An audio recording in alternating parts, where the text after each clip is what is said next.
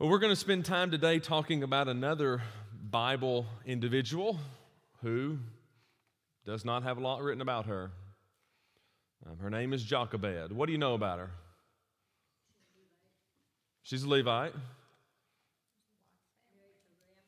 Amram, yeah. All right. Amram was related to her. He was a nephew. Yes. Yes, his mother. If you go to Exodus chapter 6, verse 6, Exodus 6, verse 20, and Amram took him Jochebed, his father's sister, to wife, and she bare him. This is something I think we don't put into our minds very often, because we go back to Exodus chapter 2 and we read that great account and we forget about Exodus 6. But Exodus 6:20, and she bare him Aaron and Moses.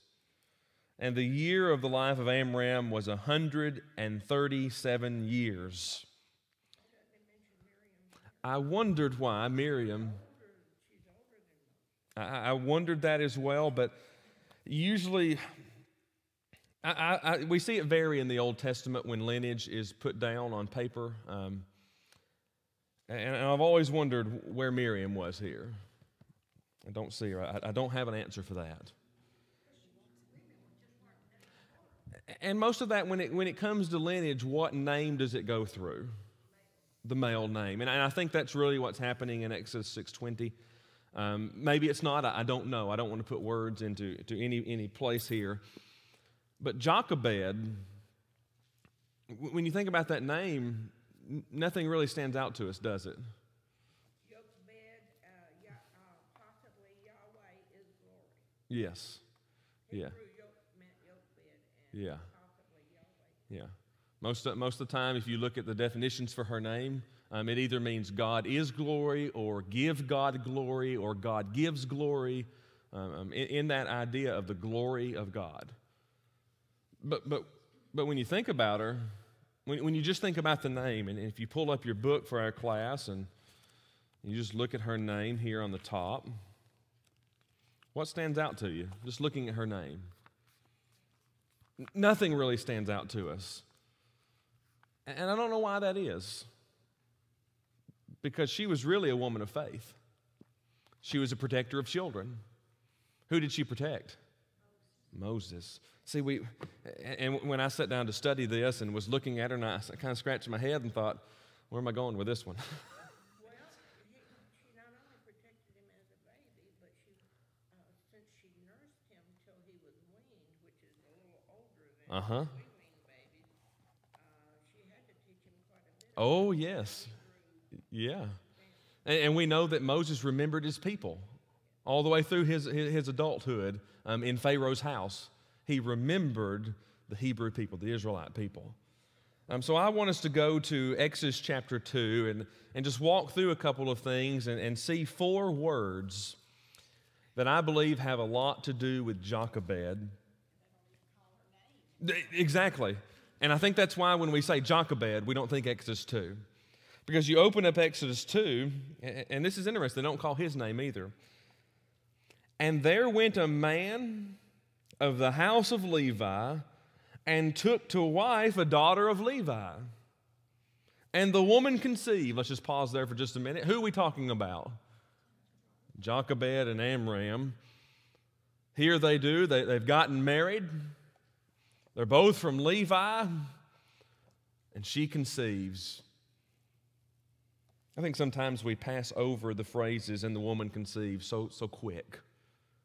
I think that's a good indication to us that not only is something amazing happening here, but it still happens today. Now, I'm not saying miraculous. Childbirth is not miraculous. Conception is not miraculous, is it? It's natural. It's how God designed it. I think it's impressive to see that every time we read in Scripture, "and she conceived," or "and bare him a son," what are we reading? God's laws in effect. That's what's still happening today. When a woman gets pregnant today, what happened? Well, God's law of childbirth or child bringing into this world go into effect. How can a man and a woman have a child? Only through conception. That's the idea here. And here she conceives, And read with me the rest of verse 2. And bare a son, and when she saw him, that he was a godly or a goodly child, she hid him 3 months. As we enter into the life of Jochebed, we need to understand that she had a faith that resorted to the will of God. She had a faith that resorted to do anything she needed to do to obey God. I think that's a great characteristic, don't you? I think that's a characteristic that maybe women of the future are losing. Because what are we doing nowadays? If we just look at our country, what are we doing to children? We're killing them, let's be honest. Planned Parenthood and Hillary Clinton, I had a hard time saying that name, just recently made a speech to some lower income people in the United States, some people in poverty. You know what they told them to do? Abort their children. You figure that out. That's she did in the election. She didn't make it, did she? No, maybe God had something to do. She hadn't given up. Yeah, but see, that's the thing. Our world is not going to give up. But what we need is mothers who understand. Let me rephrase that. We need women who understand that children are life, that children are our future.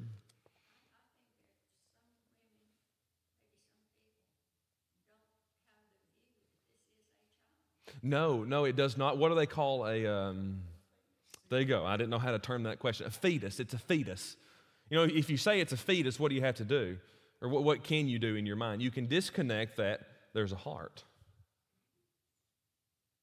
You,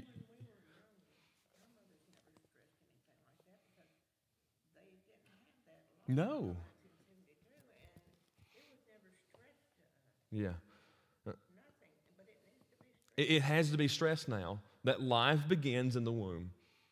That aborting a child is murder. I hate to say that out loud, but that's something we have to stress to our children. That's a very mature topic, isn't it? But they've got to be taught. That's right.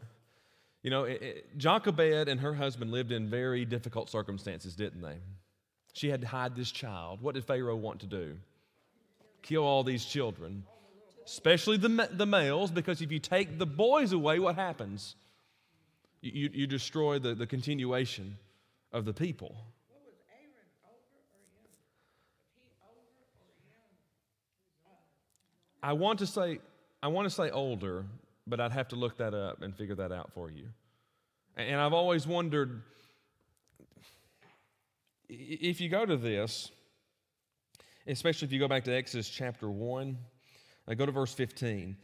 And the king of Egypt spake to the Hebrew midwives, of which the name of one, I'm not going to pronounce her name, and he said, when you do the office of a midwife to the Hebrew women, and see them upon the stools, if it be a son, then you shall kill him. If Aaron was older, and I'm pretty confident he was, then he would have already been born, wouldn't he? From the command from Pharaoh of Egypt, as that child is born, what's the midwife supposed to do? Yeah. Yeah. Look at verse 17. I think this could have been a study on its own of women in history who did what was right. Verse 17 of Exodus 1. But the midwives feared God and did not as the king of Egypt commanded them, but saved the men children alive. I love verse 17 for multiple reasons. Number one, what do these midwives do? They feared God. And then number two, they stood up. What did the government tell them to do? Really, two things. Number one, when that child comes out of the womb, you inspect it. And if it's a boy, you kill it. They had to be very brave. Because what could Pharaoh do to them? Kill them. All he had to say was, just as he said to them, you kill them. Yes, he did. Therefore, God dealt with the midwives, and the people multiplied and waxed very mighty. But I want you to know something else in verse 17. And I think it's a mindset, and maybe it's something we need to look at. And it's just something I noticed with this study over the period of the last few weeks. Look at the last half of the verse. But save the, what's the next word? Men. How did they look at these children? I love this. Men, children. What does that tell us?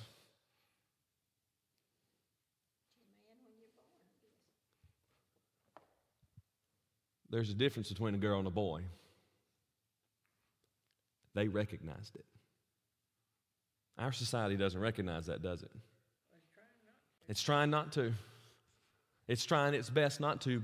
But these Egyptian midwives, what did they say? What did they do? They saved the what kind of children? The men children. Now, I'm not saying a baby comes out and he's ready to shave. I'm not saying a baby comes out and he's ready to get a bank account. But what is he? What's he going to be? He's going to be a man. He's already a male. He's already a boy. But I love the distinction here, verse 17, the men children. I think that's impressive. So this is what's happening. So verses 1 and 2, that gives us the context.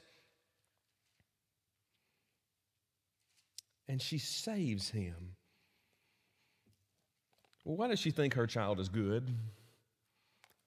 Why does she think her child is good? It's a goodly child.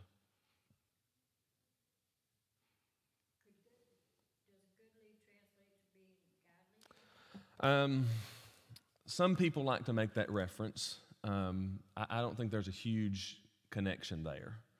I think this has to do with the outlook of mothers.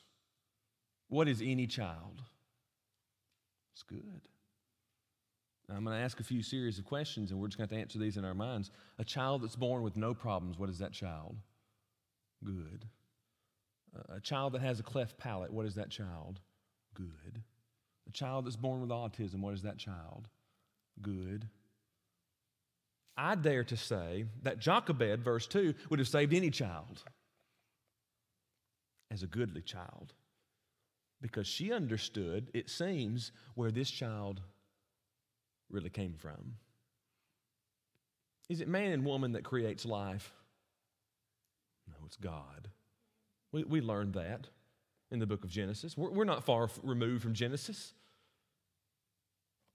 It's a goodly child.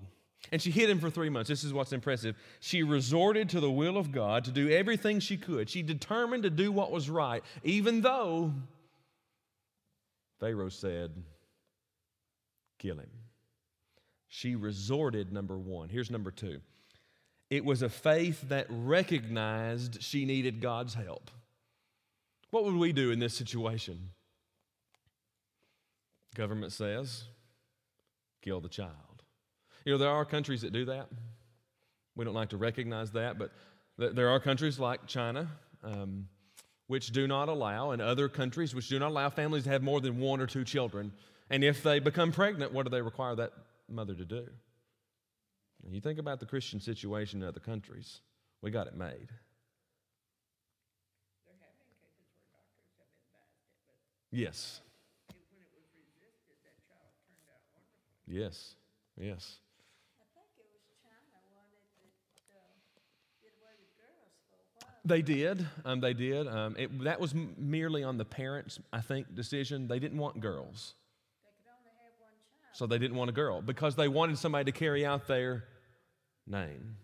In my social studies book, when I taught China, it said they'd rather have a deformed boy than an intelligent girl. Yes, they would. They would. That's mere history. And as they wound up in the orphanage. They wind up in the orphans, and usually they wind up dead. I hate to say it that way. But that's what happens. So it happens today. This is not an old tale. That's what I like about Exodus 2. This is not an old tale. This is a good account for now, isn't it? We need mothers who recognize they need God's help. Jochebed, I want to ingrain us in chapter 2. Jochebed could not do this on her own.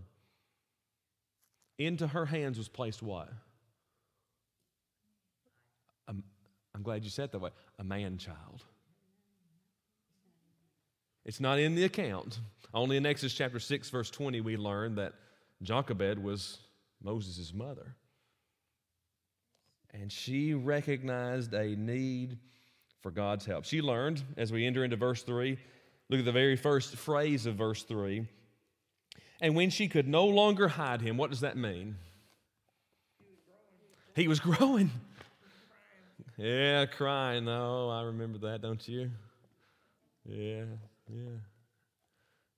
I'll remember it again soon. That child was hungry. That's what verse 3 tells me. Moses was hungry. And she could not keep that quiet any longer. So she recognized something. She could no longer hide him, and look at what we find here. She took for him an ark of bulrushes and dabbed it with some slime and with pitch and put the child therein and laid it in the flags by the river banks. And his sister stood afar off. There we go. We know she's older. I knew that was in here somewhere, and I couldn't remember the verse. There it is. To wit, what would be done to him. This tells us multiple things. Number one, she recognized she needed God's help. But number two, she recognized the value of family. I'm going to ask a question, and I already know the answer for you and for me. But could you kill a child? No. That hurts my heart to say. Did your heart skip a beat when you heard it? I think mine did. She couldn't.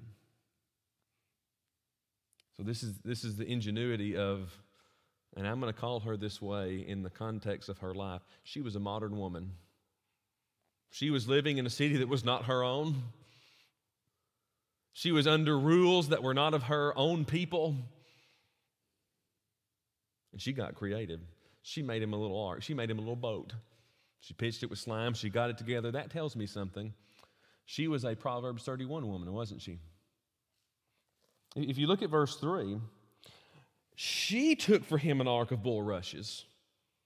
And if you read it in the way it was originally written, and she dabbed it with slime, and she dabbed it with pitch, and she put the child therein, and then you look at the end of it, and she laid it in the flags by the river's brook.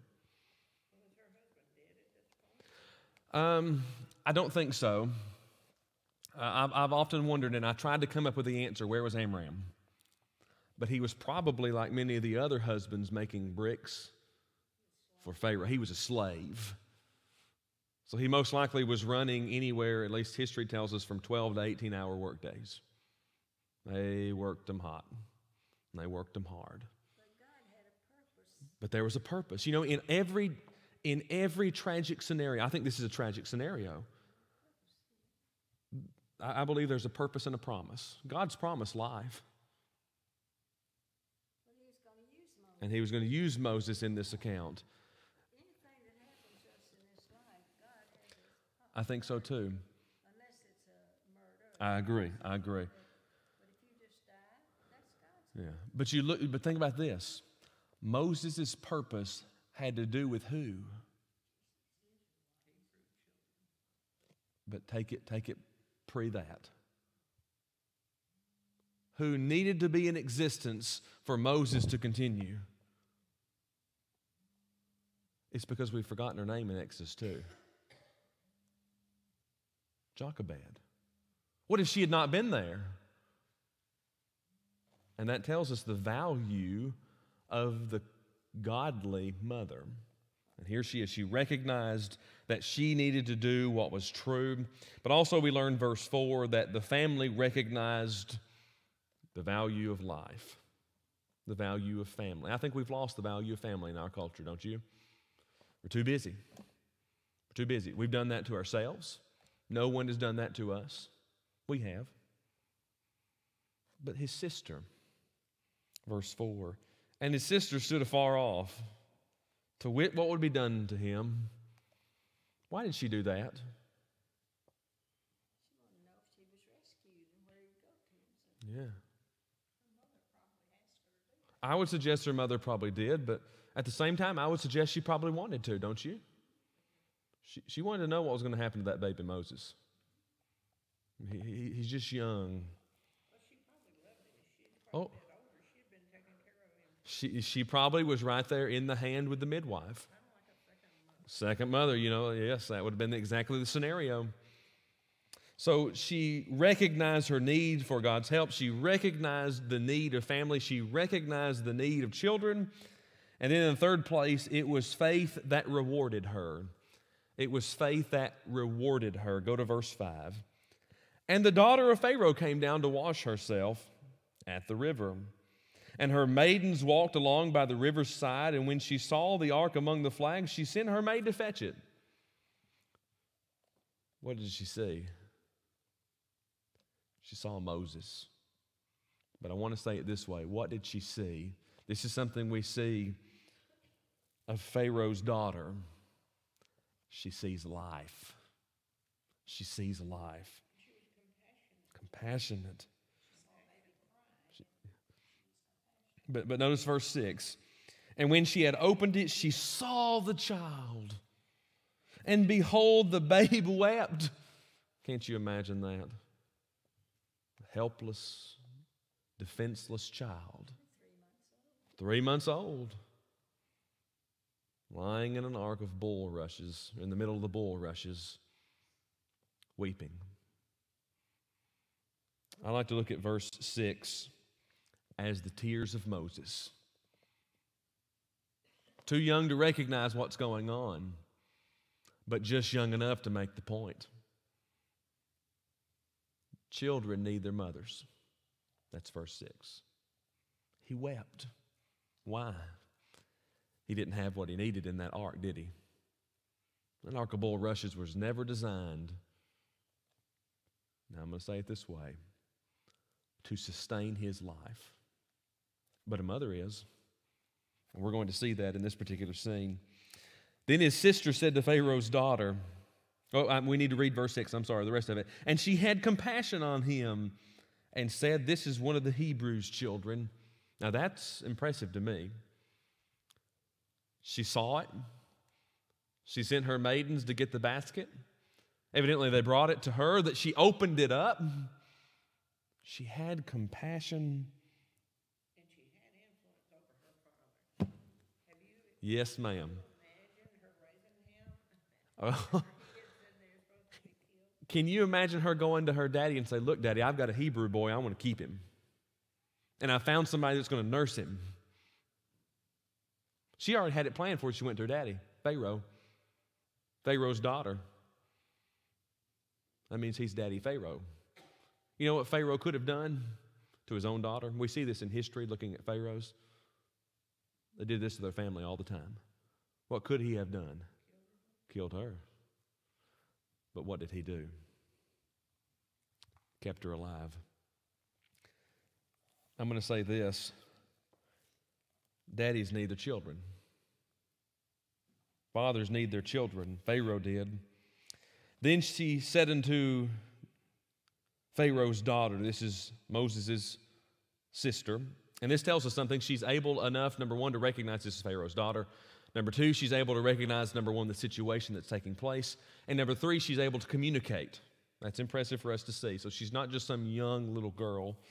Don't know how old she is at this time.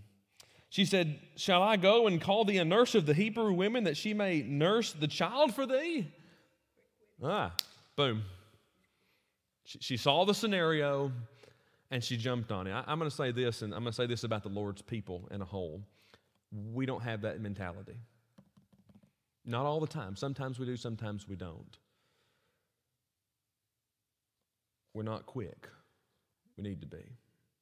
Here she was in a hopeless situation. Yeah. And here she does. She steps up and she says, can I get someone to nurse that child for you? A Hebrew. It seems to me that she heard Pharaoh's daughter converse to her maidens about this being a Hebrew child. And thus she had enough wit to her to say, I'll get a Hebrew woman to nurse that Hebrew child. Yeah. Not only did the midwife stand up, this little girl, I'm going to call her a little girl because she's not a full woman yet. This young lady stands up and says, I know what to do. We need that mentality. We need that in the Lord's church, not only from our women, but from our men. Can we recognize issues? Can we see needs? Why do we have to spend 30 years discussing how to fix it and what we've done in the last 20 years? It ain't going to work. I say that kind of tongue-in-cheek, facetiously. That's what we do. When a need comes up, I'll guarantee you put a group of men together and one of them is going to say, we did that 10 years ago and it didn't work. Or somebody's going to say, that's going to cost a lot of money. Or this could be said, and it could be said of this scenario, this is going to be hard to deal with. We need her mentality. I know a Hebrew woman. You want me to go get her to nurse that child for you? Same is true for us. We have all of these opportunities, and we need to learn from her and see from her. So we're trying to figure out Jochebed, but we're learning more about the sister of Moses. And Pharaoh's daughter said to her, verse 8, go. And the maid went and called the child's mother. And Pharaoh's daughter said unto her, take this child away and nurse it for me, and I will give thee thy wages. And the woman took the child and nursed it, and the child grew, and she brought him unto Pharaoh's daughter, and he became her son. And she called his name Moses. And she said, because I drew him out of the water. She was rewarded. She was rewarded. And it's beautiful to see that her faith did exactly as it needed to do. And that's something I think we need to understand out of this lesson.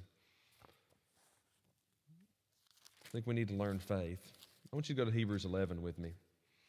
Not only was it a faith that resorted to the will of God, a faith that was recognized or that recognized a need to help God, not only was it a faith that was rewarded to her, but it was a faith that resonated with her child. And I seem to discuss this more and more in life, and I guess that's just my position in life now as a young father. And Kelly as a young mother, this is something we think about often, and it comes up a lot, not only in my classes, but in my sermons and in my writing right now. We need to understand that our faith must resonate with those around us. Go to Hebrews 11 and go down to verse 24. Hebrews 11, verse 24. Really go up to verse 23. I want us to see this. By faith, Moses, when he was born, was hid 3 months of his parents because they saw he was a proper child and that they were not afraid of the king's commandments. Look at that. What should our faith do? Our faith should make us not afraid of government. Government's not here. That does prove. That's good thought. That's good thought. That's good reasoning. That proves that Amram was alive. Yeah. They were both mentioned here. His parents. Now look at verse 24. This is where we see Jochebed in Moses. By faith, Moses, when he was come to years, refused to be called the son of Pharaoh's daughter. Why? Because of his mother. Because of his mother. What did she do? She taught that boy. She taught that boy. Kelly's good at this. I like to brag on Kelly. Charlie knows more than I think he would know if I were teaching him. Well, let me rephrase that. Charlie knows way more than if I were teaching him. It's interesting to see your children do this. He helps us with our prayer at night. Sometimes mothers have a lot. Let me rephrase that. Mothers have a lot more patience. But it's interesting to see your children imitate. And we get in his bed every night with him and we say our prayer. And we pray for Mommy and for Daddy and for Charlie and for Chip, our little dog. And now we've added the baby. And we ask him to help us. And we say the first part and the end and he helps us. And we'll start. And Charlie. And there he goes. This is what's happening in verse 24. Moses refused because of his upbringing to live like the world. And that's what we need to be able to do. So Jochebed did this. Verse 25, it was a faith that resonated with Moses, choosing rather to suffer affliction with the people of God than to enjoy the pleasures of sin for a season. I think that is a lesson we've got to teach our young people. You don't have to make $1 million to be with the Lord's people. I feel like that's what we've done. You know, I look back when I was in high school to those that went to congregations of the Lord's body around me, to those that I graduated with, and I'd say there were out of that class maybe 25 members of the Lord's body. Now there's only 3 of us that I'm aware of that still concern ourselves with God. What's wrong there? What happened? What happened? Well, just like here, where the young people that used to be here. Yeah. They say, they go away to college, but they don't all go to college. No, they don't. College is not the problem. We teach them that because here's the deal. College is part of the solution. They need to learn to live in the real world. Talk to Curtis Colvett today. He was walking to class. He's doing good. He's doing good. He's going to be home at Thanksgiving and then be home at Christmas for, I think, 3 weeks. The service team sent him a little care package, and he called just to get a preliminary thank you before he sends a letter in. But college is not the problem. He's one of the sweetest boys, and he can write the sweetest thank you. He's smart. He will be a politician. I got off the phone with him this morning, and I yelled out to Jeanette, "That's a politician." Could ruin him. But you know what? It doesn't have to. College is not the problem. Because after college, what comes next? Let's use Curtis for example. What comes next? Employment, life. College is not the problem. It never has been. Well, you got to learn to stand up to these liberal professors. There you go. And this is, Learn to talk to them. yes. Or This is Moses choosing rather to listen to this. This is what we're going to, and this is hard. I understand that. But we're going to have to teach our children to Hebrews 11:25 to suffer. Choosing rather to suffer affliction with the, now notice this. We're not teaching them to suffer alone with the people of God. That's our problem. If I tell you anything that I have as a focus in ministry, that's it. If we do not get our children to understand, they won't be here tomorrow. They won't be here the next year. They won't be here. In 20 years, how many of our children that fill these front 3 pews for education emphasis on Sunday night, how many of them are going to be there? And that scares me. He does. It is. That's right. And that's exactly what's happening in verse 25. Than to enjoy the pleasures of sin for a season. That's what we teach our children. Stick with the people of God. And you don't have to be a millionaire. You don't have to be a doctor or a lawyer. You don't have to be all of these things. But you can be. But you have to be God's people. That's Moses. He had to be with God. Who did he learn that from? His mother. It's interesting to me when you think about Timothy, Lois and Eunice. Why do we know their names? They were good mothers.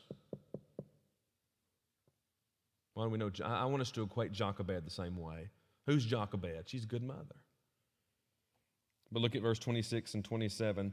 Esteeming the reproach of Christ greater riches than treasure in Egypt, for he had respect unto the recompense of reward. By faith he forsook Egypt, not fearing the wrath of the king, for he endured as seeing him who is invisible.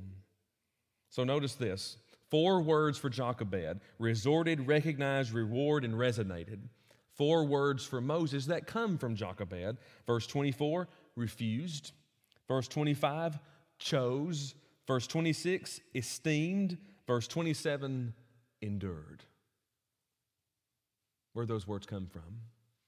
Those are words of his mother. That's Jochebed.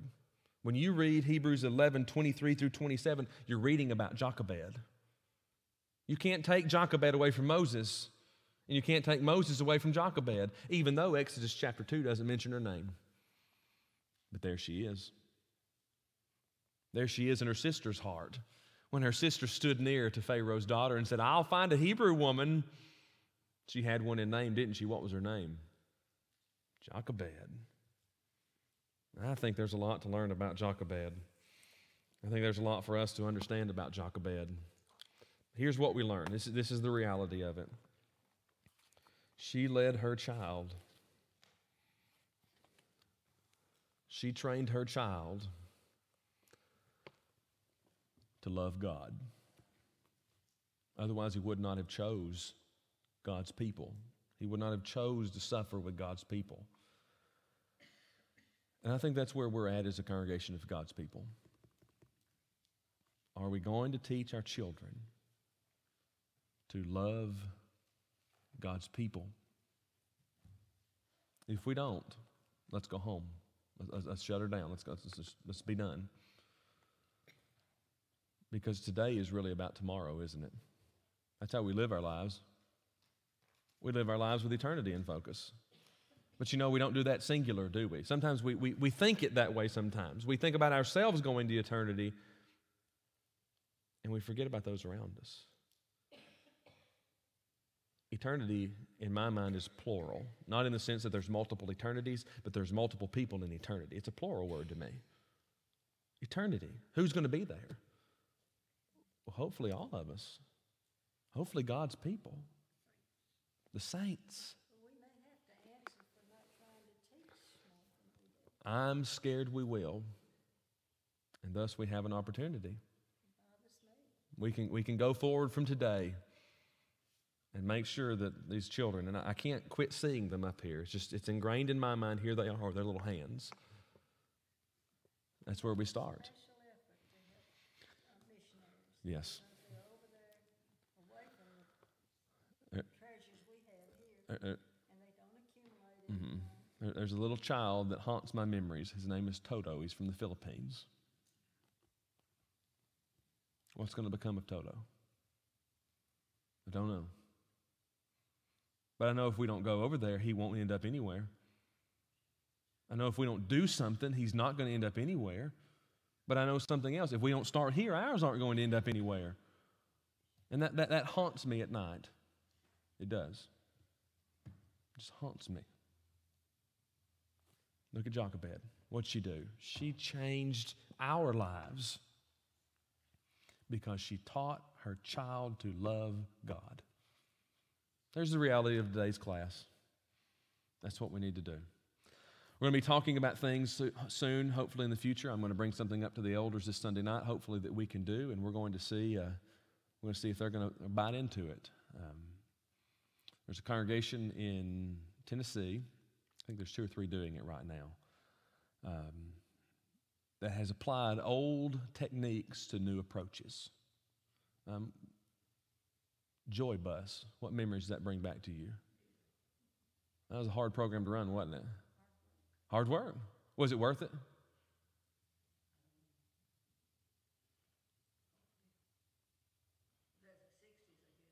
Yeah, 60s and 70s. I think there are results out of it. They're applying Joy Bus principles to modern approaches. Yes, very close to that. And basically what I want us to start doing is pick up children in the community. I know we need to pick up adults too, and hopefully that'll happen on Wednesday nights. And I want us to feed them, and then I want us to take them to class. And then I want us to take them home.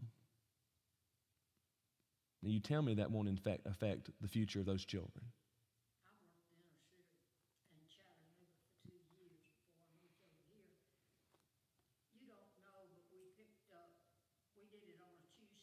Yeah. We ran 5 buses through the housing project in Chattanooga and picked up busloads of kids. Yeah. If we just picked up our summer Bible school kids, that's 100.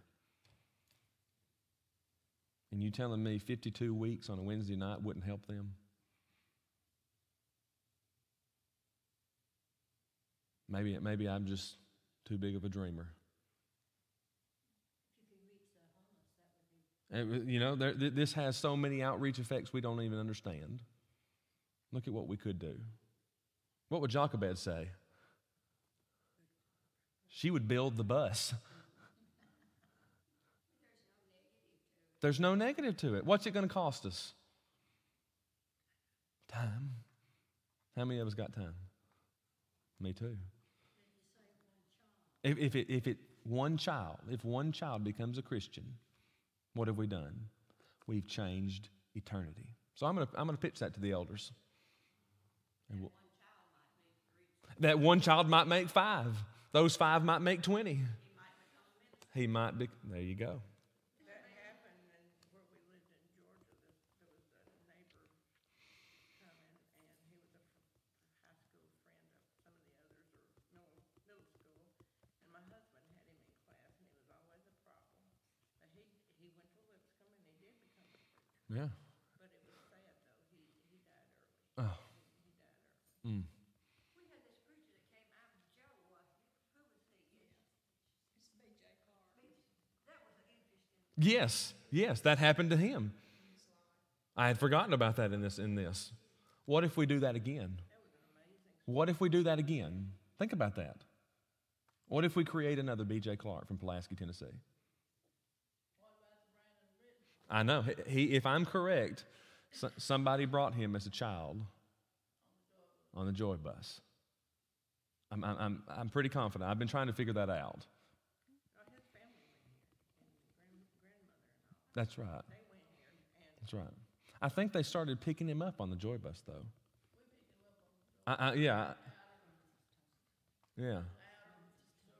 Yeah. So think if we could do that again. Could we? What's stopping us? We are. So pray about that. I want to see that happen. I want to see us have more kids than adults on Wednesday nights. There's no reason we can't. If we can get them here on Tuesdays and Thursdays for a month, we can get them here on Wednesdays for a year. Then we'll turn that year into 2 years. And maybe Mothers have such a big job. they do. At my age, I still hear my mother. No, that's not right. You can't do that. She wasn't educated, but she knew what was right and wrong, and we Yep. were told constantly what we could and couldn't do. Just think you could be mothers to so many more children. Think about that. They could hear us say in 10 years, that's not right. I'm a firm believer that if we don't reach out to the world, the church will suffer. I'm too. And that's my pitch. It's already suffering. We're already hurting. Every congregation that I know of is hurting. Where are young people at? it's sad. Every morning we watched Phil Sanders. Mm-hmm. And before and after that program, or any program, just about on Channel 13, they said the staff does not agree.